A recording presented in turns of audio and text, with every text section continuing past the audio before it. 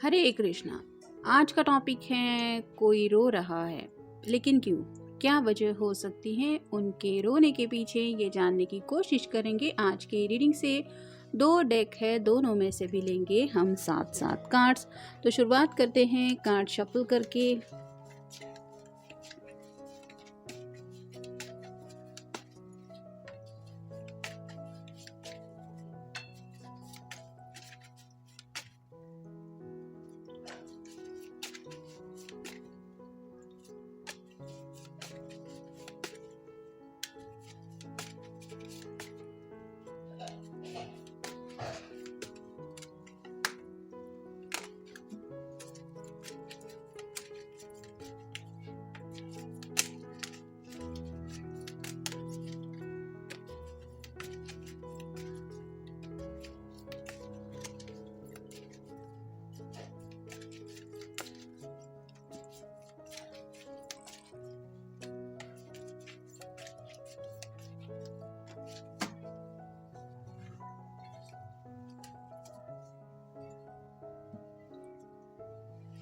पहला जो कार्ड है वो है थ्री ऑफ व्हील्स का।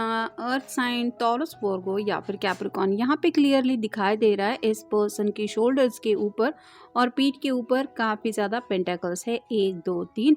यानी कि कहीं ना कहीं ये अपने दिल की ख्वाहिशें पूरी करना चाहते हैं, लेकिन शायद किसी किसी की फैमिली बहुत ज़्यादा स्ट्रिक्ट है, वो बिल्कुल भी नहीं मान रहे हैं और अपनी फैमिली के सामने ये पर्सन बहुत ज़्यादा मजबूर है। कुछ लोगों के साथ हो सकता है फाइनेंशियल स्ट्रगल काफ़ी इनको करना पड़ रहा है, जिसकी वजह से ये अपने प्यार के चाहत में वहाँ पे आगे उस सफ़र में नहीं बढ़ पा रहे, क्योंकि ऑब्वियसली पैसा वगैरह भी ज़िंदगी में खुश रहने के लिए ज़रूरी होता है। और अगर ये रिश्ता वगैरह लेके आपके घर में आने के बारे में सोच रहे हैं तो ऑब्वियसली आपके पेरेंट्स भी इनको पूछेंगे कुछ सवाल जो फाइनेंस से रिलेटेड होंगे, उनके शायद जवाब इनके पास नहीं है। ये स्ट्रगल कर रहे हैं और इसी वजह से इनकी ऐसी हालत है कि ये जो स्ट्रगल है वो पूरा ही नहीं हो पा रहा। फिर है 10 of wheels. Earth sign Taurus Virgo या फिर कैप्रिकॉर्न। 10 मतलब कंप्लीशन का कार्ड होता है, तो ये सपना वो पूरा होते हुए देखना चाहते हैं। यानी कि यहाँ पे एक कपल है, दोनों भी बहुत खुश हैं, तो ये जो इनकी ख्वाहिश है वो पूरी नहीं हो पा रही। यानी कि आपके साथ शादी करके ये घर बसाना चाहते हैं, लेकिन वो बात पूरी नहीं हो पा रही, जिसकी वजह से भी शायद इनकी ऐसी हालत है। फिर है knight of wands, fire sign Aries, Leo या फिर सैजिटेरियस।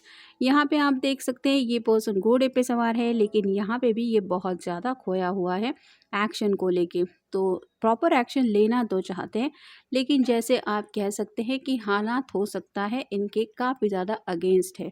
मतलब इंसान की ख्वाहिश होने के बावजूद भी हालात अगर बिल्कुल पॉजिटिव नहीं हो तो आपको पता ही है कि कितना ज़्यादा इंसान को फ्रस्ट्रेशन फील होता है, और ऐसे ही इनकी हालत है।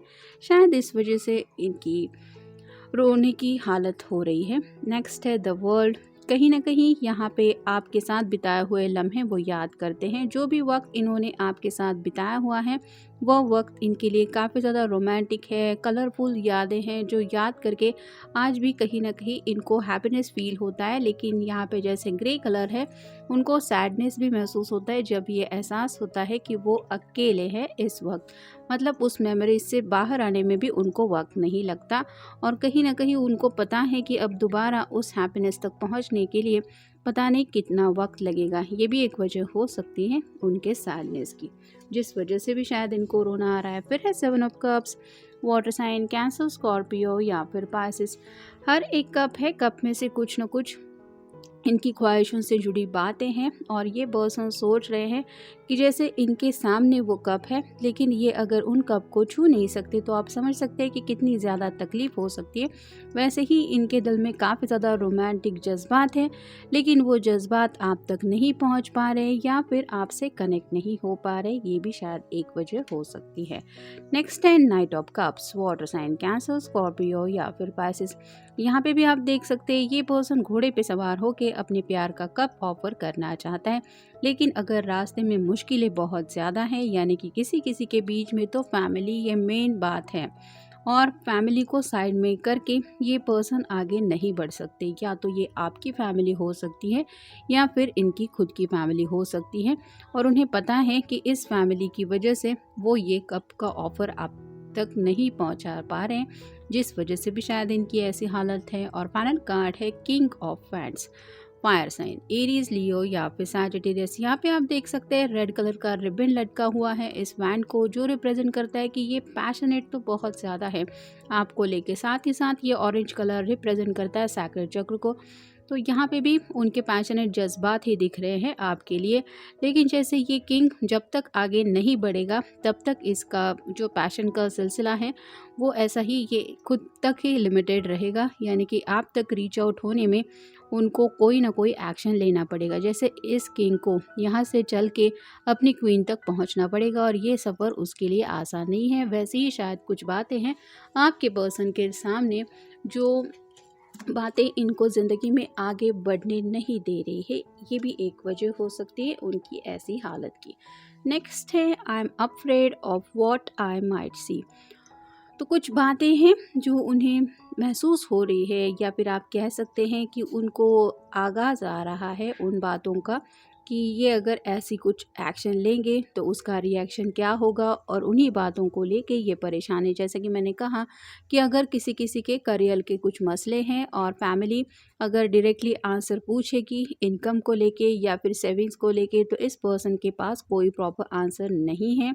और हो सकता है किसी किसी के घर वाले थोड़े ज़्यादा ही स्ट्रिक्ट हैं, जो इस पर्सन को घर से बाहर जाने के लिए भी शायद कह सकते हैं, अगर ये अपनी मर्ज़ी चलाना चाहते हैं या फिर अपनी ज़िद छोड़ने को तैयार नहीं है तो फिर ये रहेंगे कहाँ, करेंगे क्या, ऐसी कई सारी बातें शायद इनके दिलो दिमाग में चल रही है। और ये जो विजन उनको दिखाई दे रहा है वो भी उनको तकलीफ़ दे रहा है, क्योंकि ये पर्सन रियल में तो चाहते हैं आपके साथ 10 ऑफ पेंटिकल की एनर्जी में पहुंचना, लेकिन जैसे कहते हैं ना कि आगे बढ़ना इतना उनके लिए आसान नहीं है।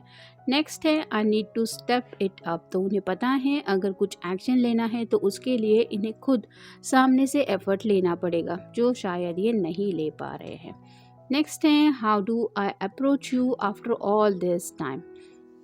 तो उन्होंने शायद काफ़ी वक्त आपको पेंडिंग रखा है, यानी कि कमिटमेंट का भी शायद किसी किसी को इशू हो सकता है। मे बी प्रमोशन मिल जाएगा तो हम शादी करेंगे, तो एंगेजमेंट करेंगे, या फिर तो मैं तुम्हारे पेरेंट्स से मिलने आऊँगा। ऐसी कई सारी बातें शायद काफ़ी वक्त से आपको ये बोलते आए हैं, लेकिन अभी तक उनके हाथ में कोई प्रॉपर आंसर नहीं है। और अब उन्हें समझ में नहीं आ रहा कि अब वो आपको क्या कह के समझाएंगे कि अभी भी ये स्ट्रगल ही कर रहे हैं। तो ये भी एक वजह, मतलब इनको गिल्टी भी फील हो रहा है और अपने हालात के ऊपर सबसे ज़्यादा आप कह सकते हैं रोना आ रहा है। नेक्स्ट है आई एम स्लोली इवॉल्विंग। तो वक्त के साथ ये पर्सन भी कहीं ना कहीं बदल रहे हैं, लेकिन ये जो वक्त है वो उनका बहुत ज़्यादा कड़ा इम्तिहान ले रहा है, जहाँ पे ये आपके लिए ढेर सारा प्यार भी दिल में महसूस कर रहे हैं। साथ ही साथ आपकी तरफ बढ़ने को लेके बेकरारी भी काफ़ी ज़्यादा है, और उनके सामने जो मुश्किल वक्त है वो उन्हें आपकी तरफ आगे बढ़ने भी नहीं दे रहा है। ये भी एक बात है। नेक्स्ट है I daydream about our future. तो खुली आंखों से भी ये पर्सन अगर कोई सपना देखते हैं तो वो है आप दोनों के फ्यूचर से जुड़ी बातें, और उनको पता है कि ये सपना पूरा करना है तो उन्हें खुद सामने से एक्शन लेनी पड़ेगी या फिर कदम उठाना पड़ेगा, जिसके लिए इनको हालात का सामना करना ही पड़ेगा, भले ही हालात कितने भी मुश्किल क्यों ना हो। और उन्हीं हालात का सामना करते करते इनकी ऐसी हालत हो रही है कि इनको रोना आ रहा है। नेक्स्ट है अनब्लॉक मी प्लीज़।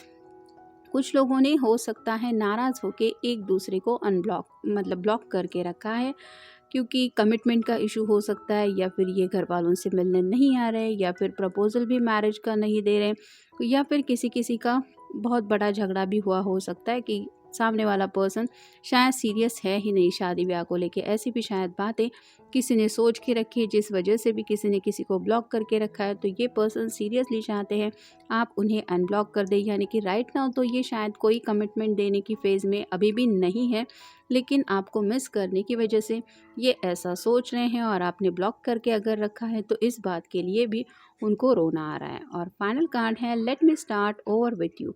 तो आपके साथ एक दोबारा नई शुरुआत करना चाहते हैं, भले ही कुछ लोगों ने एक दूसरे से मुंह मोड़ लिया है, दोबारा एक दूसरे से नहीं मिलेंगे ऐसा भी शायद किसी ने किसी को कह दिया है, लेकिन फिर भी ये पर्सन चाहते हैं कि उनके साथ मतलब आपके साथ दोबारा एक नई शुरुआत करें। और इसके लिए उन्हें पता है कि इनको कोई ठोस कदम उठाना पड़ेगा, जो कदम उठाने के बारे में शायद राइट नाउ ये सोच रहे हैं। तो जनरल रीडिंग है, यानी कि आपकी सिचुएशन के साथ अगर आपको लगता है कुछ कार्ड रेजोनेट होते हैं तो आप ये रीडिंग देख सकते हैं। मिलेंगे नेक्स्ट रीडिंग में।